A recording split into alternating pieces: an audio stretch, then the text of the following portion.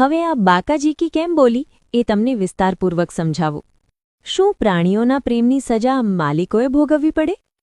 બેંગલુરુમાં બે પડોશીઓ વચ્ચે થયેલી એક જબરી બાકાજીકી અત્યારે આખા દેશમાં ચર્ચાનું અને હાસ્યનું કેન્દ્ર બની છે.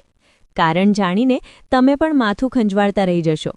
બન્યું એવું કે એક પાડોશી પાસે બિલાડો હતો અને બીજા પાસે બિલાડી. બંને સાથે રમતા અને ફરતા. થોડા સમય બાદ બિલાડાએ બિલાડીને પ્રેગ્નેન્ટ કરી અને બિલાડીએ 4 બચ્ચાઓને જન્મ આપ્યો. બસ અહીંથી જ બાળ ઉછેરનો વિવાદ શરૂ થયો. બિલાડીના માલિક બચ્ચાઓને લઈને પાડોશીના ઘરે પહોંચી ગયા અને દાવો કર્યો કે બિલાડાના પપ્પા તમારા છે એટલે આ બચ્ચાઓને હવે તમારે જ સાચવવા પડશે. સામે પક્ષે બિલાડાના માલિકે સાફ ના પાડી દીધી અને મામલો એટલો બિચક્યો કે આખરે પોલીસને બોલાવવી પડી. બેંગ્લોર